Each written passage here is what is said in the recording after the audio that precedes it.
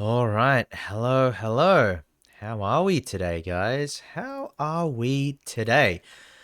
So I actually forgot I had a scheduled stream, which is a little unfortunate. I don't know if you guys can hear the sound of my voice or, how I'm feeling right now, but I hope everybody in chat is doing well today.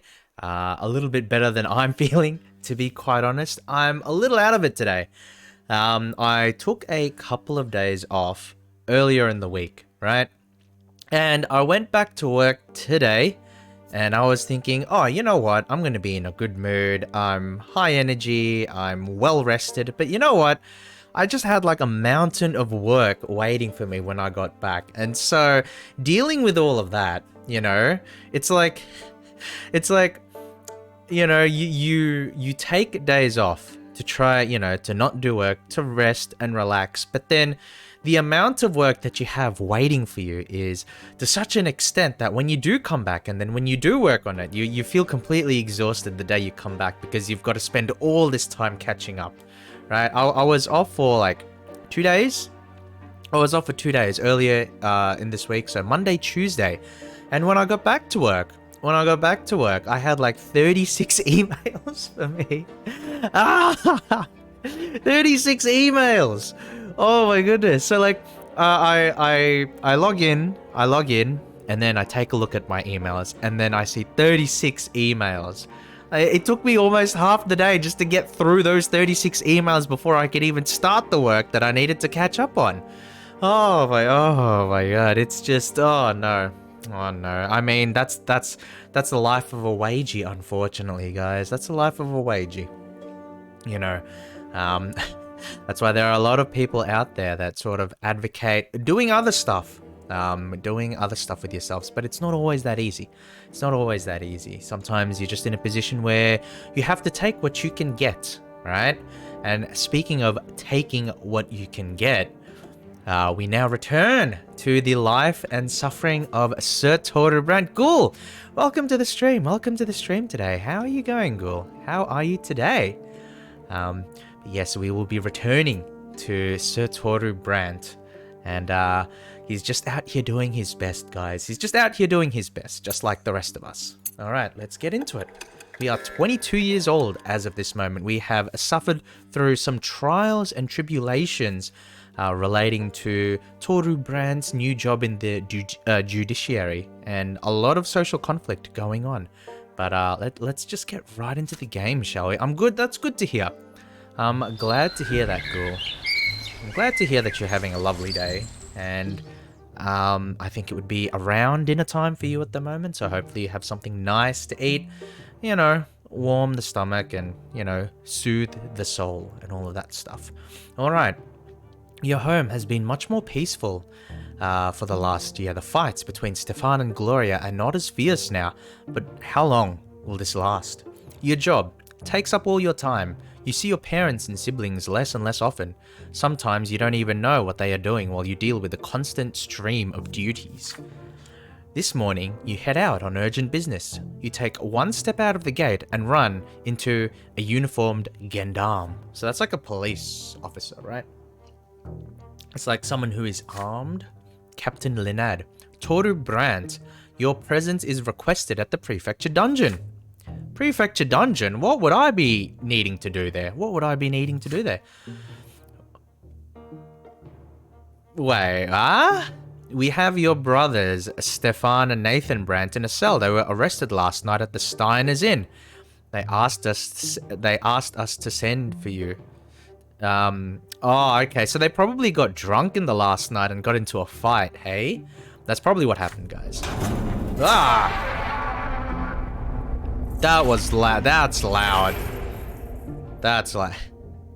You could make like a compilation video out of the amount of times I've been jump scared by this damn book.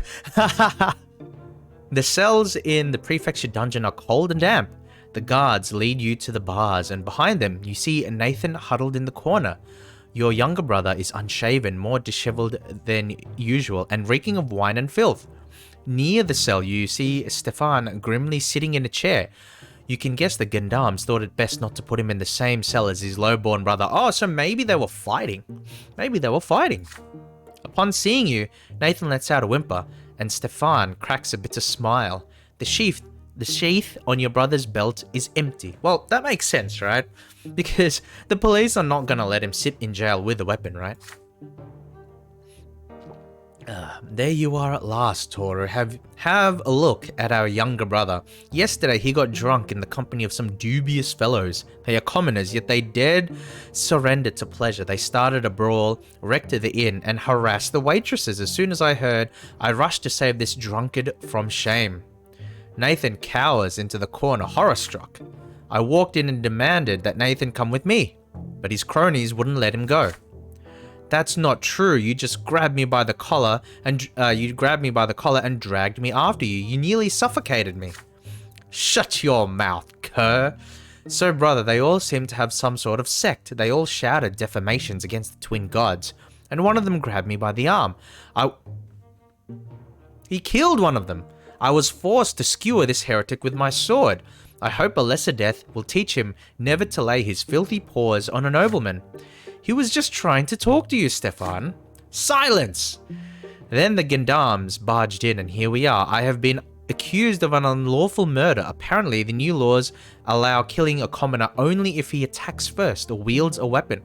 They say that in the event of an insult, I'm supposed to file a complaint with the prefecture. So now they're going to seize my sword for a whole year. What a shame! And it's all your fault, Nathan. You imagine Stefan has run his sword through a person, right? He's killed him, and then he's complaining that he loses his sword for a year. Jeez, what a guy, Ah! Again, I'm always getting jump scared by this stupid book. Stefan gives the bars a furious kick. Nathan covers his face with his hands in despair. Toru, brother, you are our only hope. Get me my sword back and get us out of here and fast. We have to bury this sordid affair as deep as we can before anyone finds out. Save our family from shame. If we take a look here, all of our options are blanked out. So we can try use our authority, but we don't have enough points in our career. We don't have enough influence in our career to be able to do this, right? And then we can't take them to the Inquisition either. Because we don't have, like, Inquisition power, I guess? Oh man, Stefan? Yes. How are you going, by the way, JP? I don't know if you can hear me, because you said earlier that you were going to mute, but hopefully you're doing well. Blackmail the judge. Unfortunately, we can't do that either, because we don't have the necessary destinies in order to blackmail the judge. So we only have two options here. We can refuse to help, and we can ask Father for help.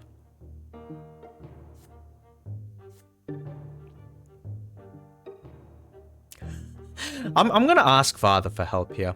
We have to ask Father for help for this particular situation. And the reason we need to ask Father for help is because we don't have the...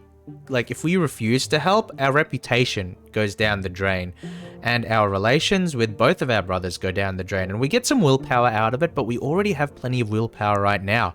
So we don't need to expend any willpower. So there's no need for that. There's no need for that. Have you guys ever been in that kind of situation where you're put in an uncomfortable situation thanks to the actions of your family or, you know, close friends, and you're in a position where you have to, like, do what you can to help them out, but then it also involves, like, humiliation from your side, right?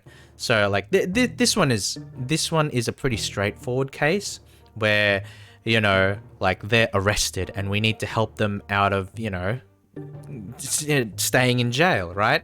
But there are other situations where, you know, you can be embarrassed by your family, you can be embarrassed by your friends, and they put you in an awkward position where they have to rely on you in a way that is just, you know, like, it's almost a step too far, if that makes sense.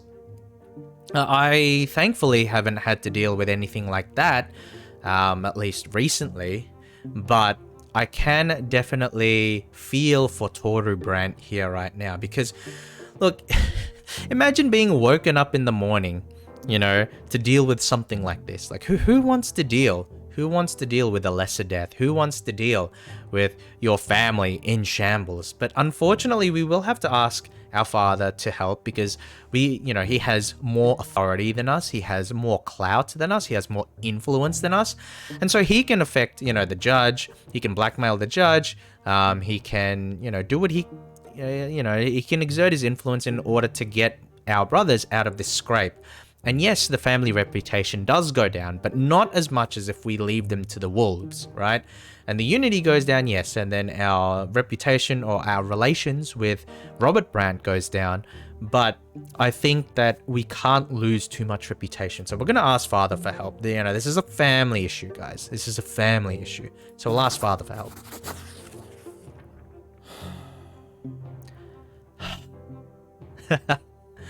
You tell Stefan that the only way to get them out of this mess is with Father's help. No, Toru. Father must not know about this. If he gets involved, we won't be able to avoid dishonoring our family. You coldly reply that after this incident, a disgrace is inevitable. All that remains is to try and minimize the damage. Leaving your brothers, you go upstairs to your father's office. Okay, that time I didn't get jump scared. What happened, Toru? You give your father an account of the incident. He becomes more and more grim with every word you utter. Poor guy. Is this why I earned the judge's mantle? To get my own sons out of prison? I would have expected something like this from Nathan. But Stefan, I will not demean myself so that they can avoid their punishment. You argue that in this case, the damage to your family's reputation will be far greater. Stefan will be publicly deprived of his sword and Nathan will be sentenced to hard labor on the streets. I have to admit it, but you're right, son. I'll have to swallow my pride and plead their case to the prefect. Stefan is his nephew, after all. Father gets an audience with his superior Elborn. He returns downhearted but holding the prefect's order. Together, you walk to the dungeons and present the order to the gendarmes. Stefan Brand's sword is to be returned at once. He has not broken the law and must be freed. As for Nathan Brandt, you will personally cover the damages the inn has sustained. There is no reason to keep a son of a noble family behind bars. Seeing the prefect's seal, the gendarme nods obediently and returns Stefan's sword. Father, I knew you'd come to the rescue. I haven't really done anything shameful. We will discuss this at home. Robert is rightfully very annoyed. Stefan sheathes his sword reverently as Nathan is led out of the cell. The elder brother takes the younger by the scruff of his neck and pulls him to the door. Nathan staggers and shuffles along limply. The prefecture is highly displeased with the indiscreet nepotism your father took advantage of. Unsavory rumors about the Brant family creep through Anazot. That's unfortunate. Like, legitimately, that is an unfortunate outcome. However, it was the best of the options that we had available to us. And so, this just goes back to the theme of doing your best with the cards that you are dealt, right? And I think that's definitely a reoccurring theme in this game because the game puts you into a lot of, unfortunate situations where there is no ideal outcome and you just have to make the best outcome that you can based on the statistics, like your stats, your character stats, your moral choices, and your reputation and money and things like that. So again, it's the idea that life is full of suffering and full of, full of junctures and flashpoints that you need to confront. And sometimes the choices available to you aren't the ideal options. So, knowing all of that, you just have to navigate through all of these problems in life the best that you can with the tools that are given to you. And that's what we have done here. We have gone to our father. We have invoked the power of nepotism to get our brothers out of trouble.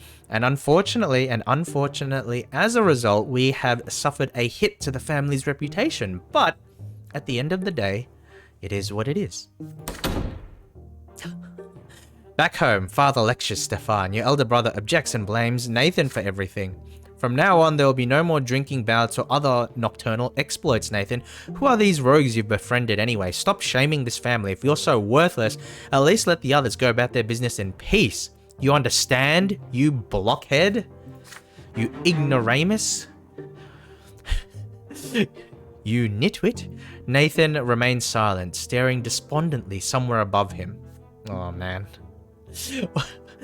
Nathan, oh, what?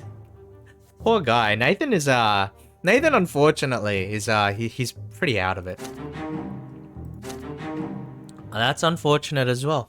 You know, we lose a little bit of reputation with Robert Brante, and we have, unfortunately, we have disunity. Reputation. That's not good. We need to raise a reputation. We need to raise our reputation at some point. All right, let's go to the next one. Let's go to the next event, guys. God damn it! Another one. Your most recent year of service at the prefecture has seen an increase in litigation on crimes against the church. More and more people are joining the ranks of the new faith in Anazot. The movement began with destitute beggars who had nothing to lose, but for years now, many well-off commoners and new nobles have been joining the fold. People say that the leader of the new faith in Anazot is Father Lenart, the abbot of the temple at the Silver Tree. The city's leaders would love to expel him, but he is too highly regarded by the common folk. Complaints and cases of defiance of one's lot keep pouring in. Every day, somebody is reported by their neighbors for heresy. Many commoners, adherents of the old faith, fear that such flagrant defiance of the lots will usher in the prophesied wrath of the gods. However, you and the other judges have no choice but to reject most of these cases. As a secular institution, the prefecture has no authority when it comes to crimes against the faith. Only the church and the Inquisition can have any say here. In the middle of another busy day at the prefecture office, the door suddenly swings open. A tall gendarme wearing an officer's uniform walks in. He takes off his helmet, adjusts his short, fair hair, and bows to you hastily. Captain Lenard reporting, Your Honor. My boys finally caught Father Mark, the dreaded apostate heretic. The prefect told us to take him to you for judgment. You! Bring him in. Two gendarmes bring in a short, stout man wearing a torn, dirty priest's cassock. Priests wear the sacred symbol of the twins, a cross with a circle, but this man does not. Forced to sit between you, this odd-looking priest is nonetheless strangely undisturbed by his arrest. His eyes, curious and glimmering with life, study you intently. This is him, Father Mark in the flesh. We caught him trying to preach why do I stutter? We caught him trying to preach that teaching of his smack in the middle of a drinking hole for the lowborn in the Grey District. Some guy took offense and called for the gendarmes, and we got there right away. Father Mark, you've heard the name ever since you were a child. His cult of rejection of the twins has expanded tenfold over the past several years, with nobles, commoners, and even other priests joining the flock. The Inquisition has hunted this heretical apostate for years, but Father Mark has always eluded capture. Until now. Some say he has powerful protectors. Here are statements from people at the establishment, Your Honor. You flip through pages of handwritten statements. Father Mark isn't just preaching, he's openly defying not only the lots but even the twins themselves. Father Mark teaches that the gods neither have design nor purpose for us, so we are under no obligation to serve them or prepare our souls for the hereafter. This heretic! You put the papers away, ready to question this profane priest. What was the subject of his sermons? What was he trying to convince his listeners to do? Father Mark prefaces his answer with a dazzling smile. As a judge, it is your duty to enforce secular law. You know as well as I do that I have broken no such law. I am a priest, my friend, and in the Empire, priests are allowed to preach. I was preaching the proper way to live one's worldly life, for this is the only existence we have. I've told my listeners not to waste their lives serving those gods. The twins surely love us, but alas, their love violates us as much as their law. This entire world is proof of that. I see my words upset you, but I'm afraid you can't judge me guilty for that. And here's why. You see, mine is the priestly lot if the judgment of the church is to be trusted, which means only the Inquisition tribunal may find me guilty.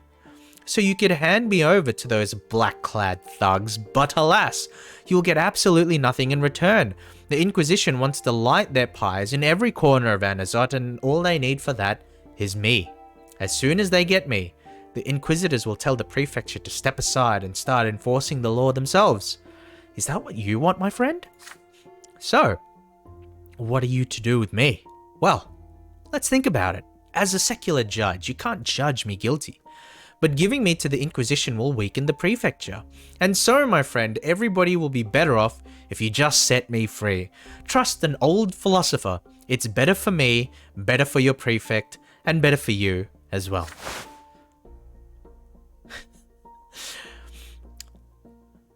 Oh my goodness. Surprisingly, the gendarme captain smiles knowingly at these words. He leans over and whispers a few words into your ear.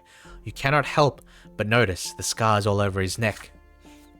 I say, the old heretic's right, Your Honor. If he's still got the priestly lot, he's the Inquisition's problem. It's too dangerous for the prefecture to meddle in churchly affairs. And strictly, between you and me, if the reports I've been getting are to be trusted, this here Mark's been rubbing elbows with the Patriarch Cassius himself. Letting him go might get us on his good side. And Sir Patriarch's a very wealthy man. But suddenly the captain's voice trails off as the door to your office opens without warning. There's a young woman at the door, clothed in a black cassock, bearing the telltale silver seal of the Inquisition. Wait, this Jean person, we've met her before, haven't we? We've met her before.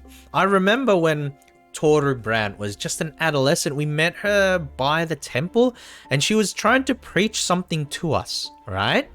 I can't remember the specifics, but I do remember Jane. I'm Sister Jean, Your Honor. I serve the Order of the Inquisition. That stern face. Yeah, see? Those piercing brown eyes. They seem somehow familiar. Of course. This is the young acolyte girl from the temple at the Silver Tree, the one that you saw during that school visit. She is an Inquisitor now. Your men did well to track down and arrest Father Mark. Splendid! We've been hunting this false preacher for a long time. As I'm sure you know, priests may not be judged by secular laws, Your Honor. Mark has denigrated the twins and called for the people to reject them. He has broken his sacred vows and defied his lot. He will face the tribunal of the Inquisition for his transgressions. The man before you is a great threat to the people of Anazot, Judge Brante. His words lead people astray. His speeches doom them to eternal suffering at the foot of the pillar. Only the church knows the way to end his heresy. You will hand Father Mark over to me at once. Sister Jean remains in the doorway, wordlessly refusing to leave the prefecture without the captured heretic. The gendarmes and the captain stand still, awaiting your orders. Father Mark is lounging in the chair, enjoying himself and eyeing you curiously, waiting for your decision on this contentious situation. So, we have 4 options here, guys. We have 4 options. Unfortunately, these 2 are locked to us, so let's take a look at them first, right? So what do we do with Priest Mark? Father Mark. Father Mark has not violated any imperial law. If the Inquisition wants him so badly, they can catch him on their own. Now, really? Okay. Okay, I don't know why the church would go up for that, but we can't do this because we don't have the proper scheming personality. And here we go. Prosecute the case with the Inquisition. You insist on participating in Father Mark's trial. As a judge, you have something to say in this litigation, and the Inquisition must take it into account. Now, we don't have the theology for this. Glitch, welcome, welcome. Thank you for the host. Thank you for the host. Hope you're doing well today. How are you, Glitch? How are you doing? All right, so So we don't have the theology stats in order to get this. Oh, yes, I do have a few sound alerts. I may need to work on like the size. I think maybe they're a little too big. But how are you doing today? Hopefully you're doing well. Yeah, I did add some sound alerts to the stream, so there are a few there that you can redeem with your channel points. Nice, very very nice, very cool. So we don't get these two options. We don't get these two options, unfortunately.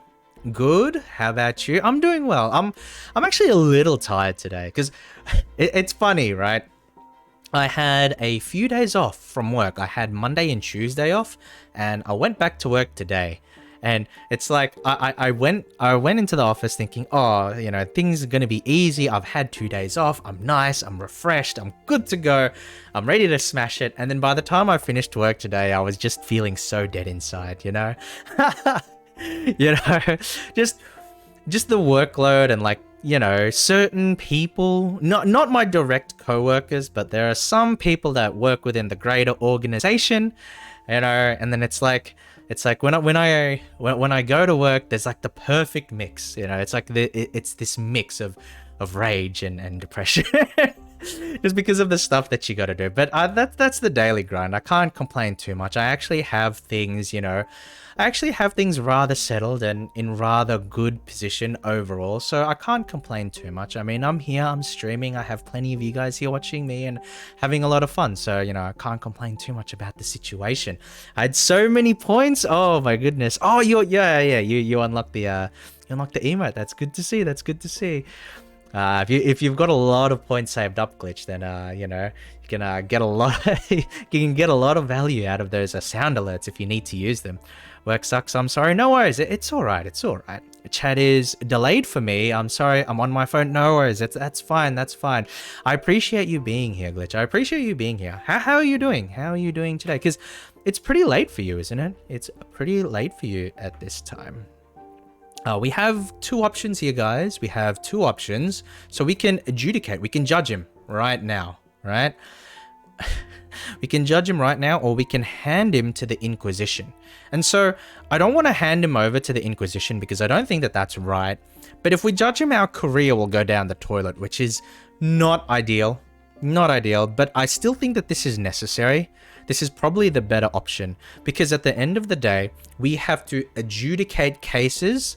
We have to adjudicate cases based on what is right and just. And what is right and just? Imperial law exists for all estates, so you will find a way. Oh, wait. Let me read this over again. This is actually wrong. Wait, I want to set him free. Oh, no. Set him free? Yeah. Well, unfortunately, I know that you'd go for that option, but unfortunately, we won't be able to set him free today. I think we'll have to judge him. It's 7 a.m. I was sick yesterday and slept for a bit, but now I'm up. Oh, okay. That's a little unfortunate to hear, Glitch, like, you know, being sick and all. So, you know, just do the basic things to, you know, look after yourself first and foremost, you know, get plenty of rest, lay down, keep yourself hydrated and all of that stuff, you know. Maybe you can have some nice soup and that sort of thing.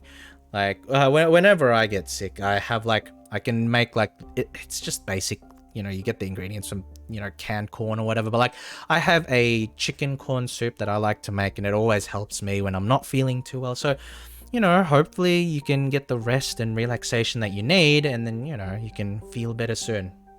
Because, you know, you don't want to deal with that kind of thing. So hopefully you feel better soon, Glitch. Hopefully you feel better soon. Unfortunately, oh, jeez. Neither of these options are particularly good to me. But I think we'll just go and judge him. Imperial law exists for all estates, so you will find a way to judge Father Mark guilty in a secular court. I want to set him free, but unfortunately I don't have the capacity to. I don't want to hand him over to the Inquisition. That's not what I'm after here. So let's judge him guilty.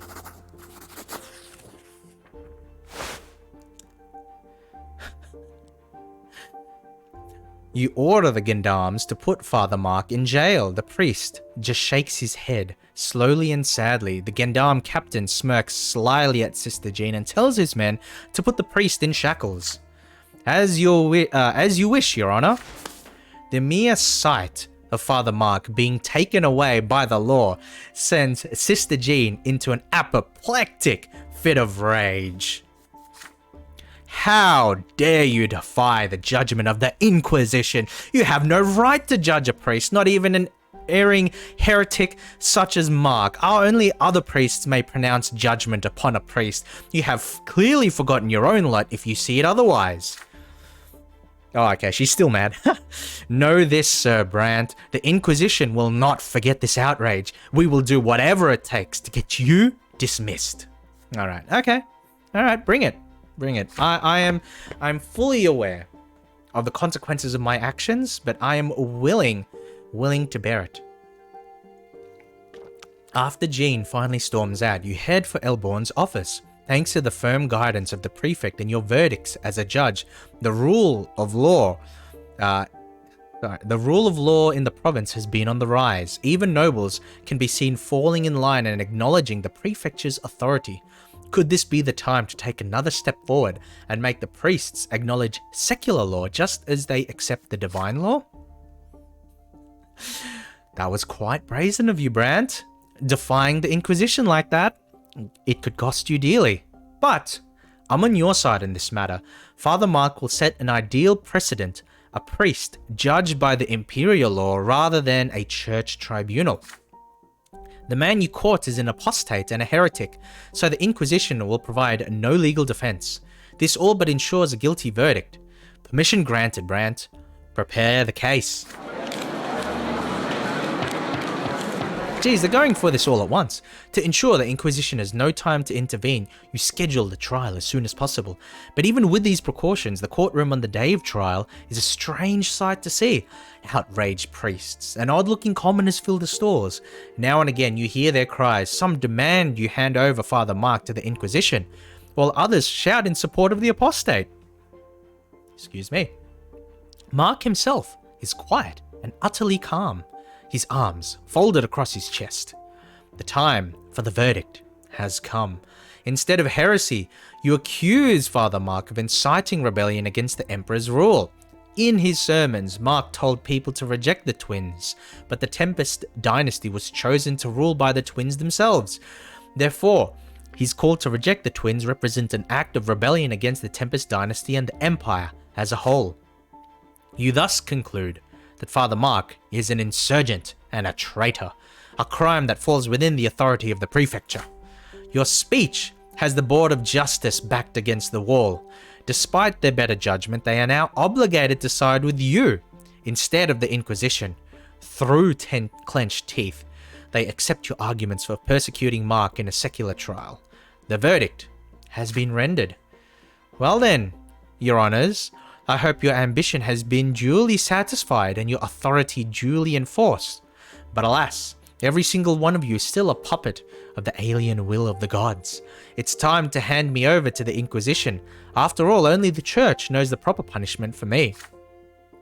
The gendarmes unceremoniously stuff a gag in Father Mark's mouth to protect society from his heretical notions.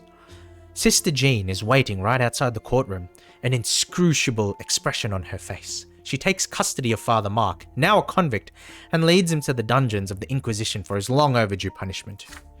Shortly after, you learn that your father was one of the judges on the Board of Justice. Jean's not happy, but I don't really care. That was some trial, and it was led by my own son of all people, a priest convicted by the prefecture. Our province has never seen anything like that before. Many judges are bound to hold a grudge against you for making us clash with the Inquisition. As for me, I'm proud you saw the case through to the very end. We will succeed, no matter what fate has in store for us. Oh no, my career is going down the toilet, guys. My career is going down the fucking toilet. What am I gonna do? What am I gonna do when I do like one more thing, right? I'm gonna do like one more thing I'm gonna have one more decision, and my career is just gonna go down the toilet. You know, I'm gonna lose my job. I'm gonna lose my nobility. Oh no, what am I gonna do? Oh wow, diplomacy is so high right now. Very nice, very nice. Okay, we've moved up a year.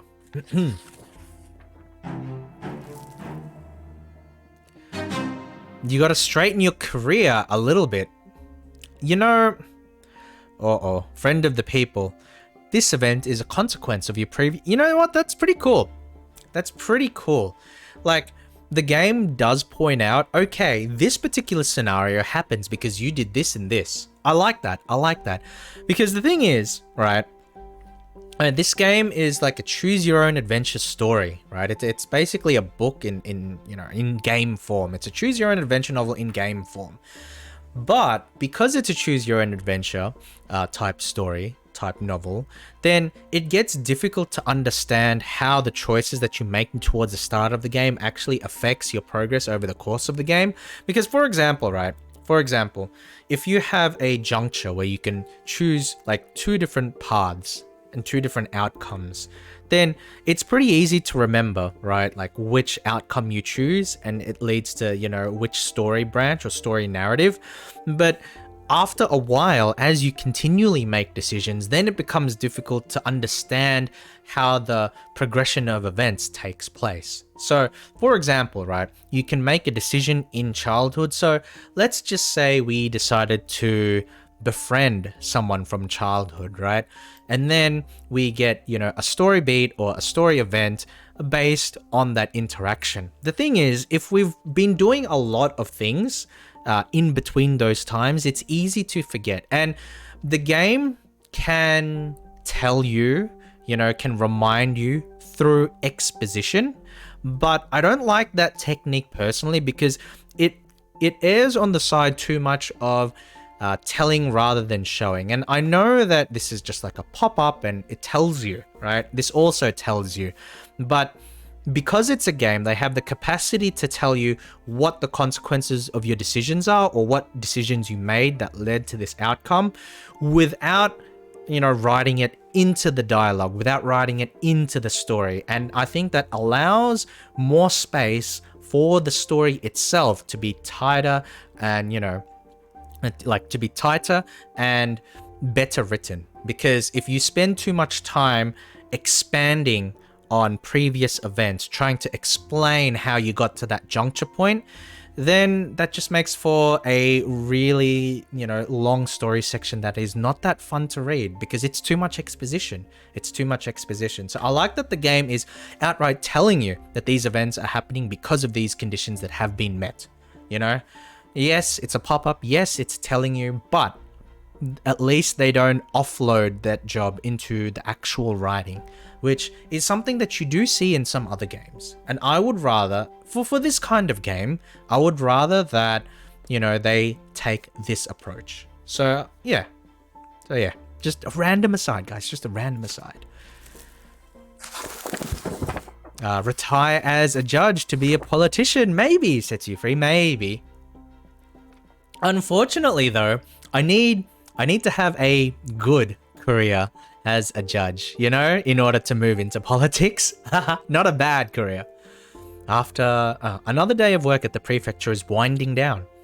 After hours of paperwork, your fingers are cramped, your vision blurred. Today, you must finish incorporating the new decrees of the Great Imperial Council into the Magran Code of Law. The document will then be sent to the overseer. A knock at the door distracts you. Your visitor is someone you were not expecting to see.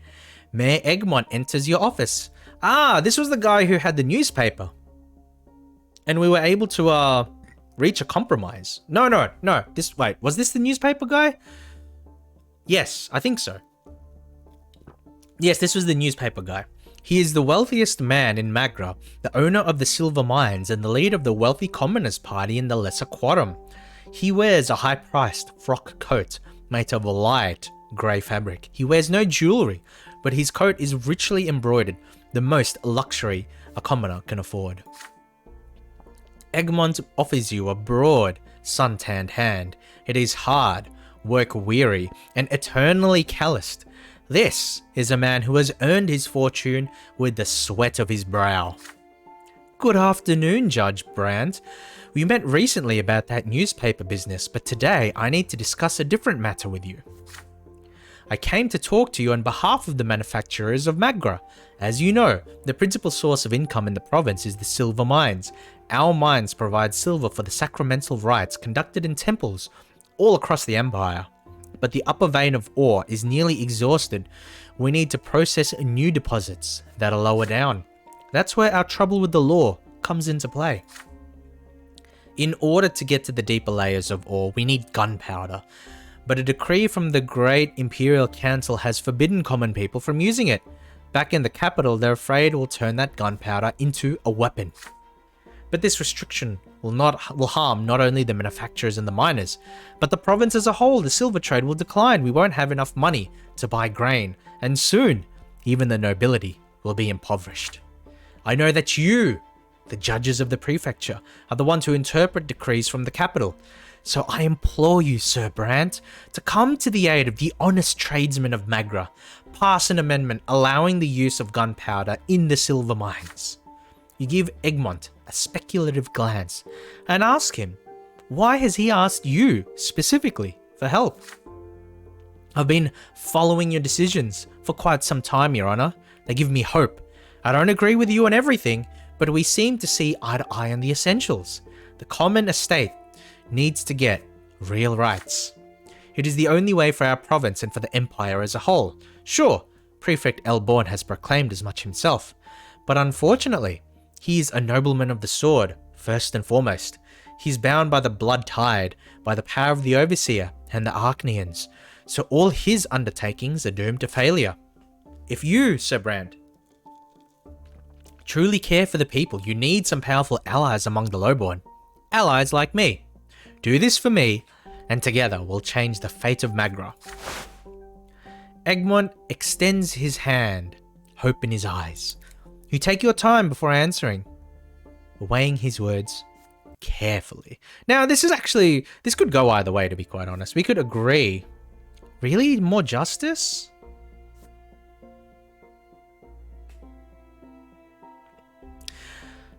Oh my god. Look. Oh my goodness. Okay, so I want to agree then. I'll agree. And part of me wants to justify it in universe by realizing that, they need to mine more, right? But then the main reason why I'm going to agree is because look at all of this, right? It helps with justice. We can get our wealth back up. The wealth of Magra goes up.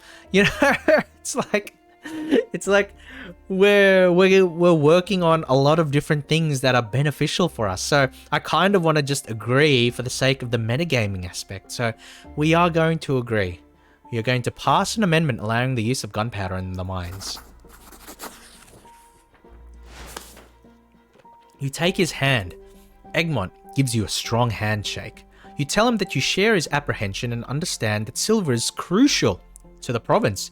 You promise to amend the law so that the restrictions do not apply to the silver mines.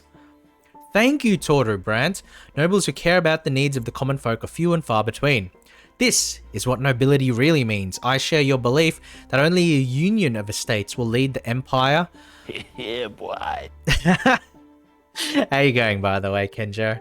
How are you going today? Only a union of the estates will lead the empire to order and prosperity. You can count on my support. Silver is the lifeblood of Magra. Today, you've not only saved us all from ruin, but you've also made every Magran a little bit richer, yourself included. I'll make sure the Brantes get a share of the profits. And I promise you, Brante, this gunpowder will shatter those ancient rock formations and reveal the hidden treasure to us all. We made a deal. We made a deal. Oh my goodness, look at this. Ooh. Wait. Commoners seize power. I actually don't like that. I don't like that yet, right? It's like, commoners are protected? Yes. You know, commoners are protected, yes. You know, the common estate needs their rights. commoners seize power in a revolution? No, I'm not for that. I'm not for a violent revolution. Nope, not at all. All right, let's see what's next. We can have our own wealth increase as well, which is nice. All right, Egmont made a deal with you.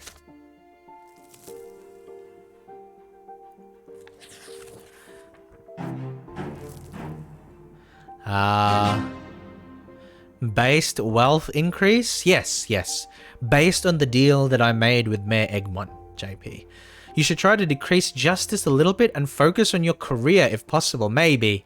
Actually, maybe. I might do that. We have... So this one is also a consequence of previous actions.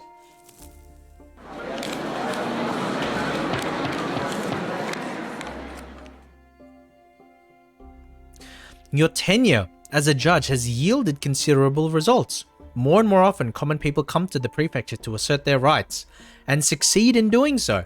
Some local villagers have even started coming to seek the court's protection. All over the province there is talk that a new era has come, that the law is in fact the same for all. This morning on your way to the prefecture you anticipate a peaceful day full of paperwork, but as soon as you enter your office, Elborn rushes in after you. Okay, don't sit down, Brante. You've been assigned an urgent investigation. This morning, a tradeswoman, old Mrs. Steiner, came to the prefecture with her 2 grandchildren. She demands that we punish Sir L. Verger for setting fire to her shop and trying to rob her. Oh, wow.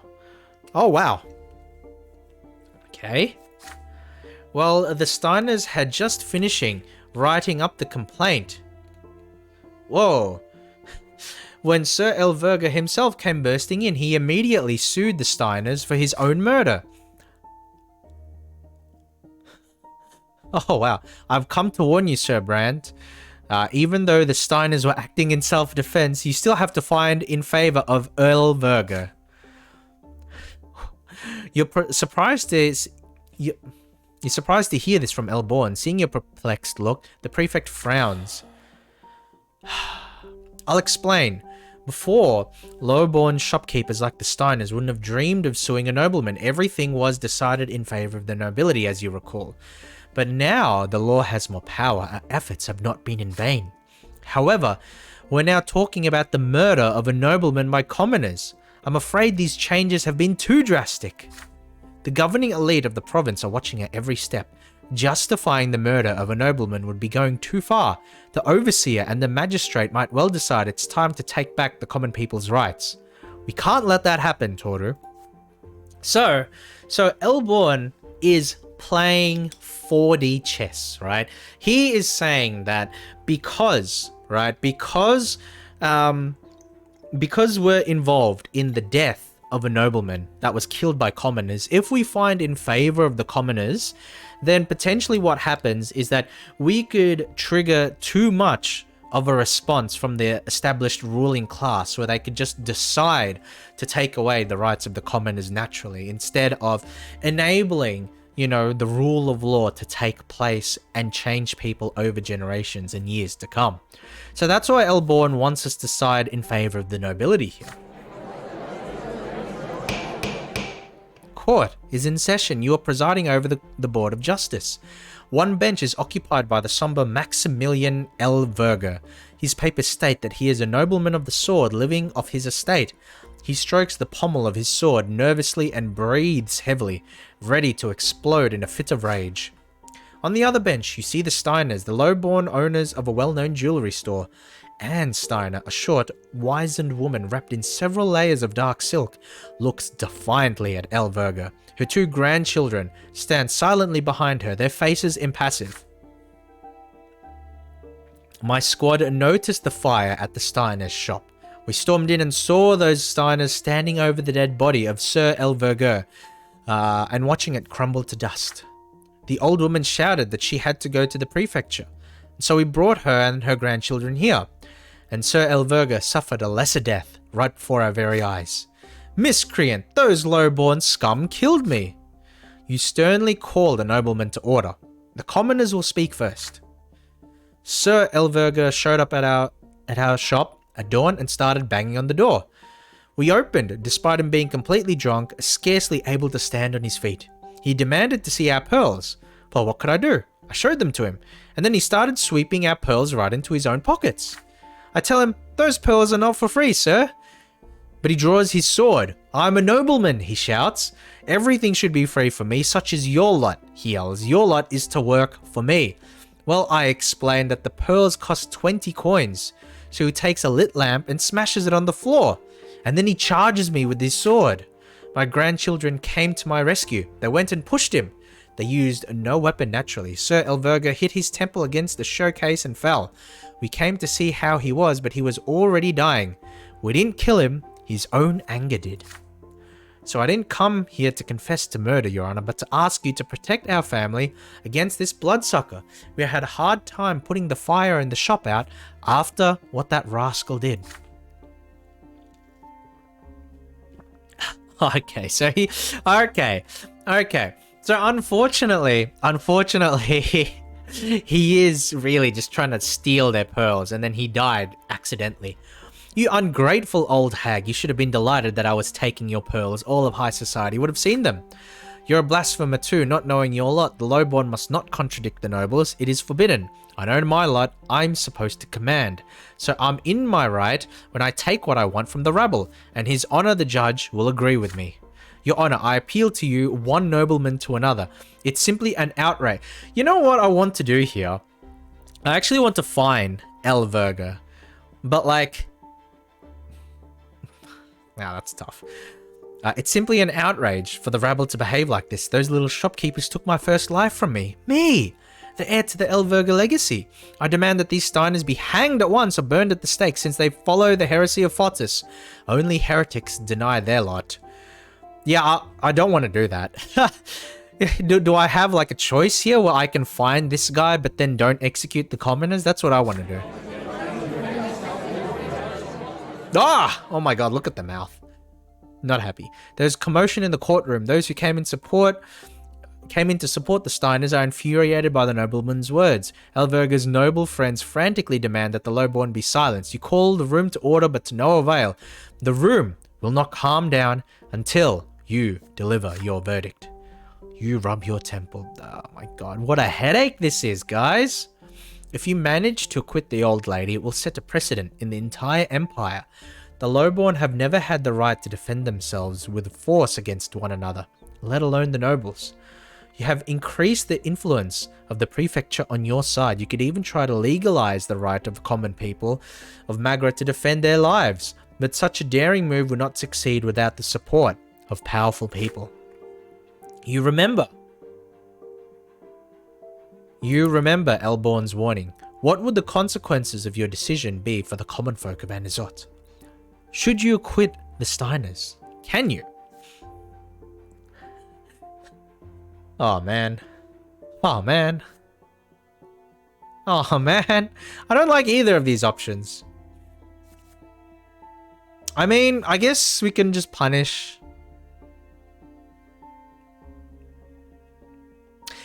But these guys were just...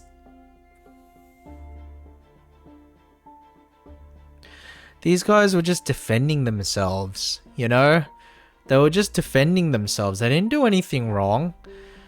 It was the noble that went after them, right? But I don't know. I don't know, guys. The unfortunate thing here is that we live in a society. So I'm going to have to punish the Steiners. The law must defend the rights of the noblemen who suffered a lesser death.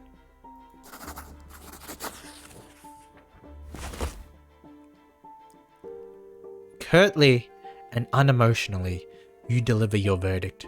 The very same verdict the majority of people in the courtroom were expecting. Elverga's demand will be satisfied. The Steiners committed the murder of a nobleman. Their guilt is undeniable. Whether Elverga attacked them or not is of no consequence. A commoner may not raise his hand against a nobleman. The three of them will be hanged this very day. Oh, how are you going, Kathleen? Yes, yes. You've come in just in time. You've come in just in time to see me justify and continue to perpetrate the very worst aspects of this society. So I'm glad that you can be here in this moment to watch me, become a monster. So thank you for hopping in, Kathleen. How are you doing today? How are you doing today? How are you doing today? We never expected anything good from the upper class before, so why start now? I've heard plenty of talk about your justice, but nothing's really changed. Shame on you, Judge.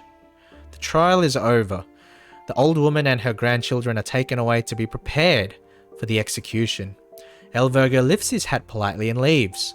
On your way out, you meet Elborn. The prefect follows you with a look of understanding. You spend the rest of the day pacing your office mindlessly. This trying day is finally at an end. How are you going, Jizaku? You do live in a society? Yes. Unfortunately, there is a society and we live in it. You see what's going on. And this oppression going on against the common class and this, clear injustice in your face. And you keep waiting for a punchline. I'm waiting for a punchline. There's none. There is none. So how are you going, Jizaku? How are you going today? Thank you for stopping by on the stream.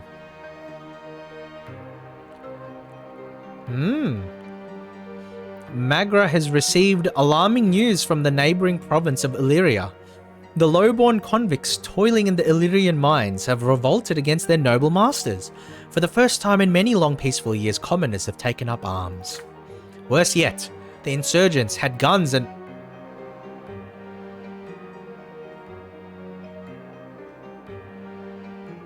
We know how they got those guns, right? We know how they got those guns. Yeah? We were tricked. We were deceived. We were duped. Mayor Egmont, he betrayed us. They have guns and gunpowder because they're miners, right? And we allowed this to happen. We allowed this to happen because we were convinced that we were doing the right thing for Magra. But it seems that our goodwill has been exploited by those who would rise up in armed revolution. And even though I actually don't blame them. Like, this kind of society, I can 100% understand why you would want to rise up in revolution. But our trust has been broken, guys. We have tried to do our best, right? We have tried to do our best. And we've been betrayed. We've been betrayed by the people, the common people. So you know what that means? You know what that means? It's time. It's time to follow in our grandfather's footsteps. Sir Gregor Brante? Oh, I was so wrong about you. You had it right all along. We need to bring the sword down. Oh, no. I can't even finish that. Rise up, normies. Rise up. No, don't rise up. Alright, but now gunshots were echoing through the mutinous Illyrian mines. The Imperial Legion was deployed to quell the riot. The Legionnaires slaughtered the rebels without mercy, and the uprising choked to death on its own blood before it had even begun. The south of Illyria is now a forest of gallows. The convicts' corpses were left swaying in the wind as a warning to any commoner who might dare take up arms. Although the rebellion quickly succumbed to the Imperial military's onslaught, many Legion soldiers and officers were slain by the insurgents' firearms. Their steel armor was no match for bullets. The rioters' weapons were destroyed in a public ceremony, but no one knows who built or smuggled them into the mines. All Imperial overseers soon issued public reminders in their provinces. The punishment for owning a gunpowder weapon is true death by execution. Based and nobility pilled? I would think so, JP. I would think so. Right? We are currently nobility by, we are ennobled by the mantle because we work as a judge. But after hearing this news of this rebellion, Toru's going to become ennobled by the sword because he's gonna take a sword and that went quickly. Yes, it did, Jizako. That went quickly. The rebellion choked on its own blood before it could even really begin. But obviously, this would have ongoing consequences for the rest of the game. But the Empire is still restless, still anxious. Somehow, guns found their way into commoners' hands, if only for a short time.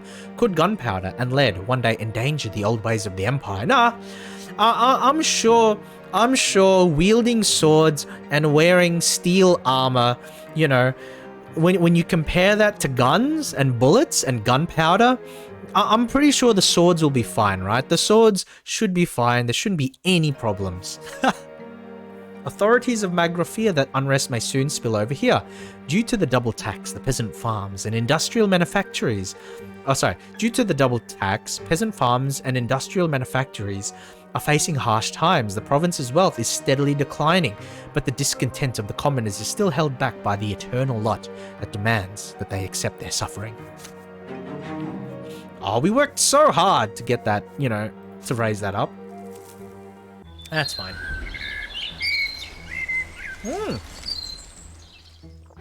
You arrive at the office one fine morning and find a visitor already sitting there. The visitor is none other than Thomas Guerrero. His heavy uniform already bears a captain's chevrons. Thomas looks nervous. His fingers are drumming a foreboding staccato on the desk. Why has your old friend decided to pay you a visit? Alright, so, from memory, a staccato is like a really short, sharp beat, right? So, like, you know how you have notes in music? A staccato is just a way where you play it, like you play the note in a really short and sharp manner. So, how do I, you know, so it's like, if we go tapping, I need something to tap on, hold on. So I guess you could say, like, if you tap, it's like, you know, like tap, tap, tap, tap, tap. But then a staccato would be like, oh, no, it wouldn't be too fast. It'd be like, you know? So I don't know if that gets through the filter, but the idea of a staccato is like short, sharp. And so the reason that that's there is it accentuates like his nervousness about all of this, right? Because he, you know, it's like he's just frazzled, right? He's frazzled. And so the staccato is meant to emphasize that. I got bumped up a month ago. Apparently the Legion is running short on decent officers. And then I realized why there are so few of them. Wish I knew my direct superior was going to be our own Commander Otten. Oh, so he hates him. He hates him. Thomas grows grim at the mention of Otten. Unmuted finally. That's good to hear, JP. That's good to hear. Now you can hear me poorly explain musical terms using you know, jugs of water. Using jugs of water. There we go. Listen, buddy, you and me, we always help each other out, right? That Archnean bastard, well, he challenged me to a duel. Wait, what? For the second time, he cut me down a month ago. That was my second lesser death. I know, I've never told you, but it was tough. The gods, they spoke to me there in the hereafter. But right now, I got something worse to worry about than matters of my soul. See, Otten, he remembers me from the time at the academy when I stood up to him at the party. Now he's going to kill me again and again until my true death comes. So it's a duel. That's Otten's way of having fun with his subordinates. Toru, I'm asking you as a friend, will you be my second at the duel? I know Prefect Elborn doesn't like any kind of sword fighting. It's one of the old traditions he wants to put a stop to. But if I show up without a second, he won't just kill me for a third time, he'll dishonor me too. Oh, fuck!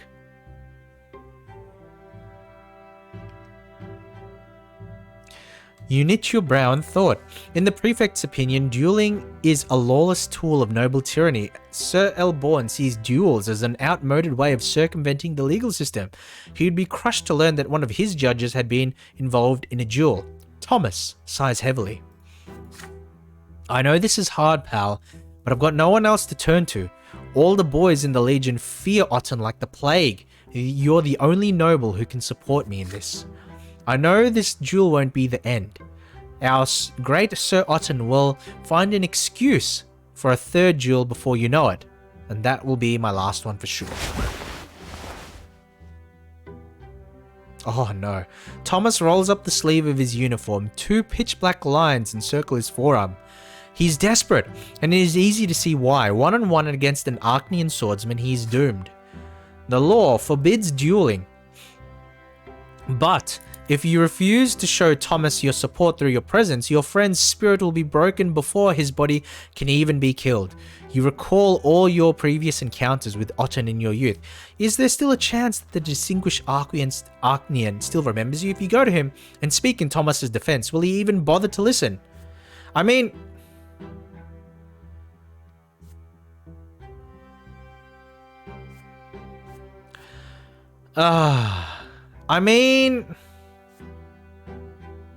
this is a tough one.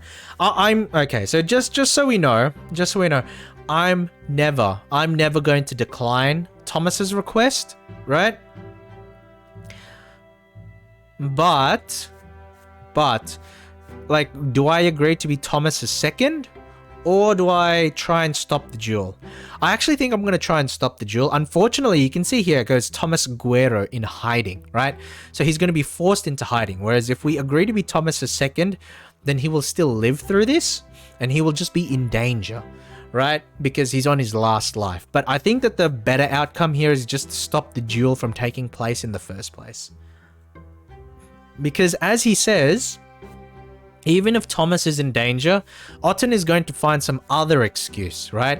Otten is going to find some other excuse and challenge him to a duel again anyway. So the only way out of this for Thomas is to go into hiding so that he doesn't have to deal with Dorius Otten again, right? So we'll be stopping the duel from taking place. You have been best friends with Thomas ever since you were little boys. Does he really think you would abandon him to such a cruel fate? Dueling Otten is suicide, but there is a much better way to emerge from this predicament. You tell Thomas that you will meet with Otten and make a deal with him. He will be safe from Otten's harassment. Thomas slowly shakes his head unconvinced. I'm happy you're so willing to help, buddy, but Otten, he isn't going to listen. Even Arknians say he's a loose cannon. You're just another human to him. You're not even a noble of the sword. You tell him Otten will surely remember you, especially since you got his attention on several occasions. Back at the party in Eterna, Otten deigned to hear you out when Thomas first attracted his ire. Surely you can do it again. You can try it, Brante, but I'm going to prepare for the worst anyway. If Otten wants me dead, he's going to have me dead sooner or later. Either way, thank you for being on my side. But you know what? We are never going to abandon Thomas, right? Because he is our bro for life. Before you leave to seek an audience with the commander, you ask Thomas for more information. What was Otten's excuse for challenging him to a duel this time? Here's what happened. Otten told me to head to a nearby village with a squad of Legion soldiers. Sulmina, it's called. The villagers refused to pay the Archduke's tax, said they already paid the tax to Gaius Tempest's men. He's the overseer, so the law says the tax is his. So Otten told me and the lads to string up a couple of the rowdiest peasants and put their houses to the torch to teach the rest of them a lesson. So we went there. And let me tell you, buddy, I didn't join the Legion to start hanging people and burning villages, so we decided to have a word with the village elder first. The locals soon realized what was going on. Losing money is one thing, but losing a spare life is worse. They hemmed and hawed and finally found enough cash to pay Archduke Milanitis, which means we came back to Anazot with nobody dead and all the money for the treasury. But then the commander summons me and claims I didn't follow his order, which means I also slighted the honor of the noble Arknian who's my commander. So he challenges me to— this fucking guy challenges me to a duel. And you know what? I'm not the first, Brante, and I'm not the last. Any officer in the Legion could end up just like me. Otten does as he sees fit with no plans to stop. He's a commander, he's a noble of the sword, he's an Arknian, we're just dirt under his boot. Who's going to rein him in? His story over, Thomas leaves your office. Wasting no time, you head for the Magra Armory, the headquarters of the province's High Commander. Next slide, Thomas fucking died. Well, you know what? Even if he does, like, we did our best to ensure that Thomas could thrive and survive. We did our best, right? I'm not gonna just leave him in the lurch and abandon him, Jizaku. How could I do that to a bro? How could I do that to a bro?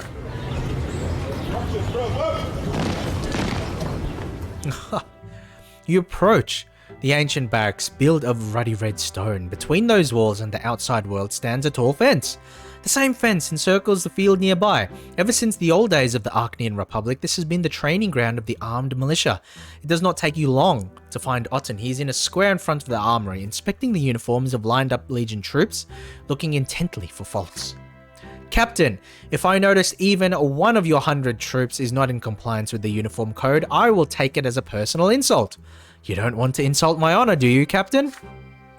The Legion captain in question stands before him. He promises to do his best, voice shaking.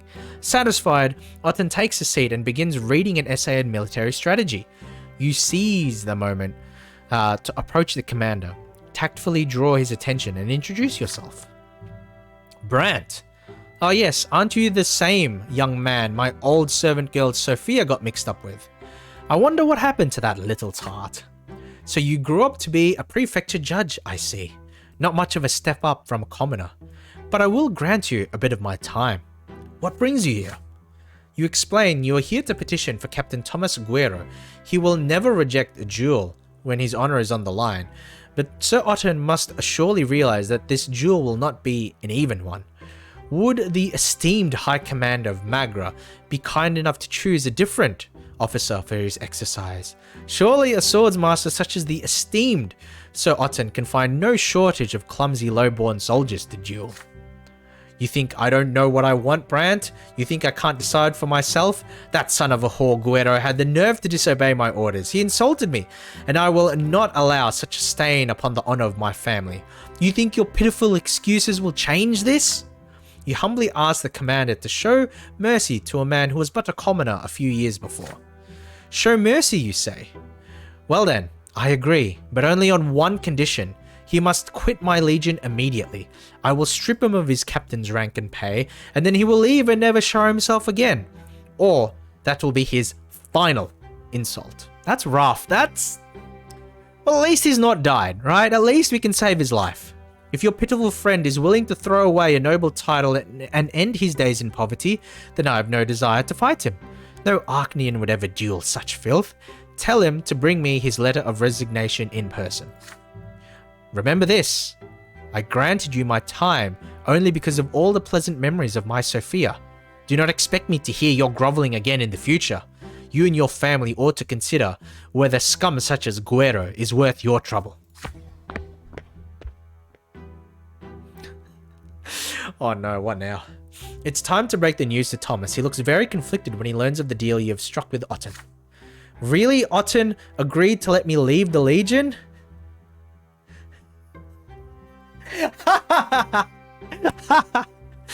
He's happy. He's happy.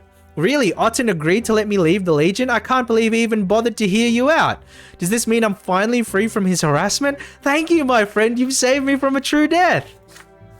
But if I leave the Legion, what will I do then? That's the most humiliating thing there is. All the work I put into joining the military would be wasted. I'd have no job, no pay, and I'd never be a nobleman again. I have to think about this, but one way or another, you've bought me some time, and I still have 2 lives left. All thanks to you, buddy. That's okay. I'm okay with that. I'm okay with that. Unfortunately, he's in hiding, right? So we can't have him in polite society anymore, but he's alive. That's the main thing, guys. He's alive and he's no longer, living a miserable life. He's no longer miserable. So I think that in itself has a lot of value. The day after your meeting with Thomas, time slows to a crawl. As you examine one case after another, you cannot help but think back to your friend and his fate again and again. There is a knock at the door. Baron Elborn, the prefect, has decided to pay you a visit. I have a matter to discuss with you, Brante. Would you mind if we take a walk? It's getting a bit stuffy here.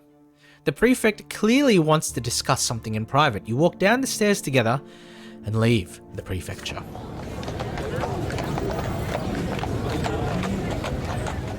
Soon, the two of you are walking down the noisy streets of the Brass District. The wind is strong today. Excuse me. The grey sky mercifully overcast. The people around you are bartering, buying, and selling eagerly.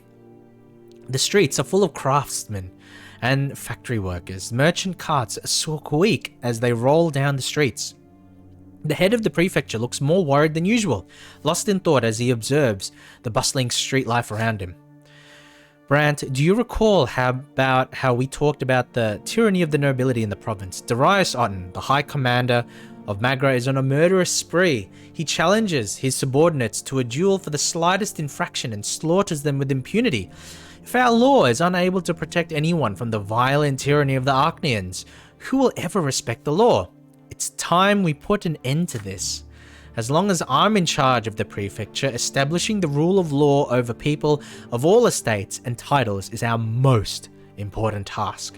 But people like Otten stand in our way, people who think themselves above the law.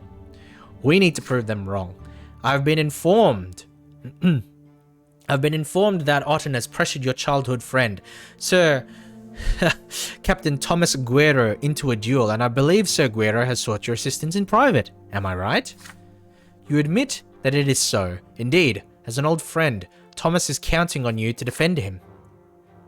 And so, young Brante, I believe that to be reason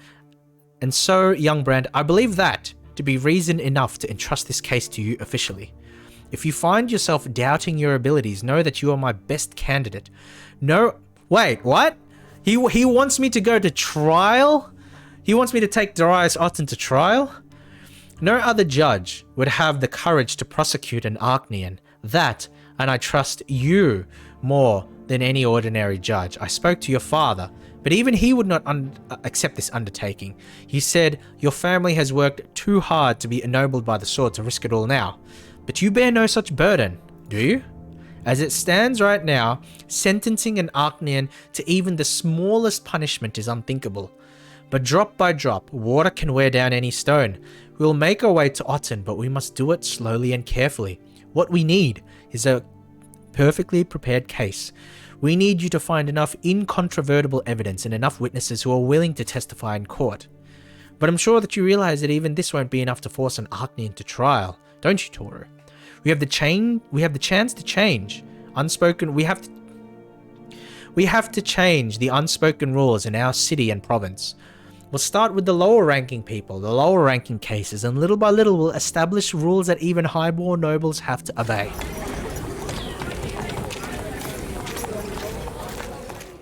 All of a sudden, Elborn stops. Standing in the middle of a city street, bustling with life, he points out a number of commoners hurrying about their business.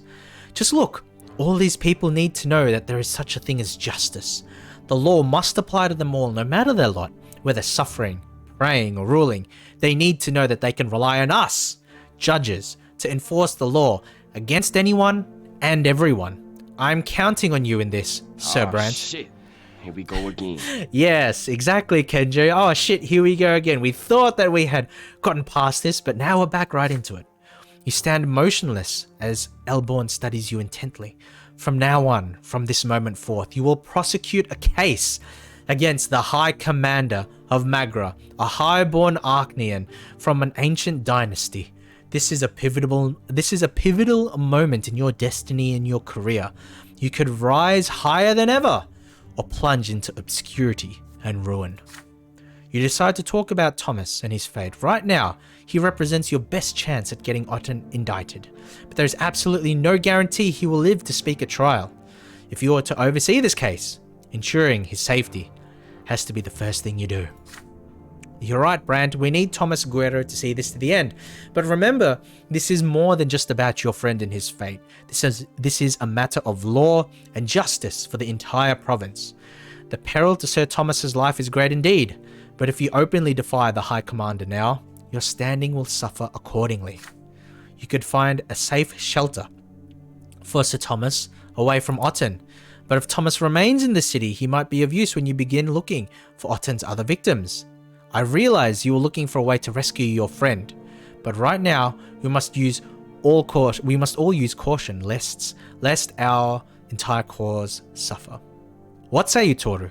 What is your plan? So that was a long section, but basically what's happening, right, is that we were contacted by a friend, Thomas Guerrero, and then what's happened, right, is that he's been challenged to a duel by Darius Otten, the High Commander of the military in this region, High Commander of Magra, and Darius Otten has been abusing his privileges as a member of the Arcnean nobility, and basically just slaughtering Legion officers and people, nobles, commoners alike, wholesale, just because he feels inconvenienced by them. And so, Thomas had to deal with that ire. He was being challenged to a duel, and he came to us for help. And we suggested that Thomas leave the Legion. We were able to negotiate with Darius Otten and convince Thomas to leave the Legion in order to get away from Darius Otten and save his own life. And now we're in a situation where our boss, Augustine Elborn, he is really looking at, the great prize. He's looking at he's looking into the future. He's looking at a world in which commoners and nobles alike can believe in the power of the rule of law, right? Where, no matter your standing, no matter your lot, you can believe in the justice of the law, right? And so we're in a situation where, we are tasked with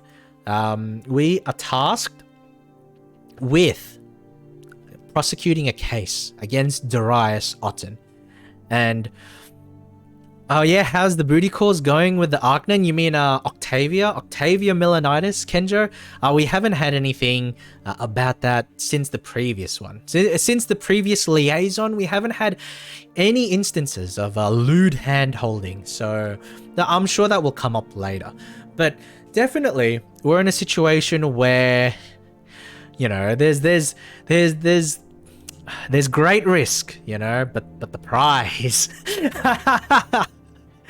All right, so now we have to decide what we want Thomas to do, because originally we had asked Thomas to leave the Legion and go into hiding, but unfortunately, that may make things a little bit worse.